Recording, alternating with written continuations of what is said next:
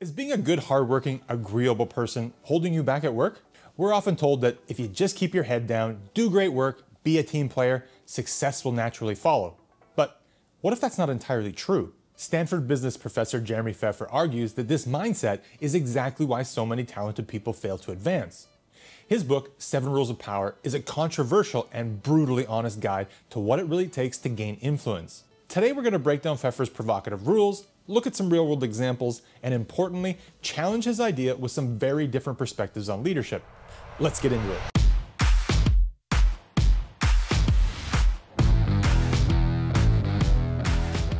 For those who don't know, Jeffrey Pfeffer is a giant in the world of organizational behavior, and he has a simple, unsettling message. Power is the single most important tool for getting things done, and most of us are terrible at acquiring and using it. Pfeffer argues that organizations are not the meritocracies we wish they were. They're political arenas. To succeed, you have to understand the game and be willing to play it. His rules aren't about being the best person, they're about being the most effective.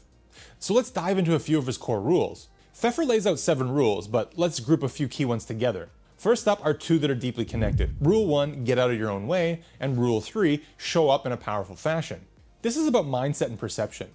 Pfeffer argues that we self-sabotage by being too modest or waiting to be noticed. Power requires ambition and the confidence to project it. It means speaking up in meetings and using assertive body language and dressing the part. It's not fake it till you make it, it's act like the leader that you want to become. Then there's the rule that makes people uncomfortable. Rule 2, break the rules. This doesn't mean doing anything illegal or unethical. It means challenging the status quo and not being bound by how things are done. Innovators and leaders rarely color inside the lines. Think of Steve Jobs. He was notorious for breaking conventional rules of management, of product design, and even marketing. In doing so, he built one of the most powerful companies in the world. He didn't ask for permission, he created a new reality. Finally, let's talk about Rule 5, network relentlessly. Pfeffer's view on networking is purely strategic. It's not just about making friends, it's about building a web of influence and information. It's about building alliances before you even need them. Power comes from your connections, and these connections need to be cultivated systematically. Now, this all seems pretty cynical, doesn't it? A bit Machiavellian. And based on my own experience building and managing teams for over 2 decades, I can tell you that a purely Pfeffer-esque approach can be incredibly damaging to team morale and long-term success. This brings us to the counter-argument championed by thinkers like Adam Grant and Brené Brown. In his book Give and Take, Adam Grant argues that the most successful people in the long run aren't the strategic takers that Pfeffer seems to describe, but the givers, people who help others without expecting anything in return. Givers build a deep well of trust and goodwill. Their power isn't derived from strategic maneuvering, but from authentic relationships and a strong reputation. A classic real-world example of this is the transformation of Microsoft under Satya Nadella. The old Microsoft was a famously cutthroat competitive environment, very much a Pfeffer-style arena. Nadella shifted that entire culture to one based on empathy, collaboration, and a learn-it-all mindset instead of a know-it-all one. The result? Microsoft's value and innovation skyrocketed. Nadella built his power not by breaking rules and projecting dominance, but by fostering psychological safety and a shared mission. Similarly, Brené Brown argues that true leadership isn't about having an armor of power, but about having the courage to be vulnerable. It's about building trust through empathy and connection, the very thing a strict follower of Pfeffer might see as weakness. So who's right, Pfeffer or Grant, the strategist or the empath? Here's my take. It's a false dichotomy. You need both. Thinking of this as a versus scenarios where people go wrong.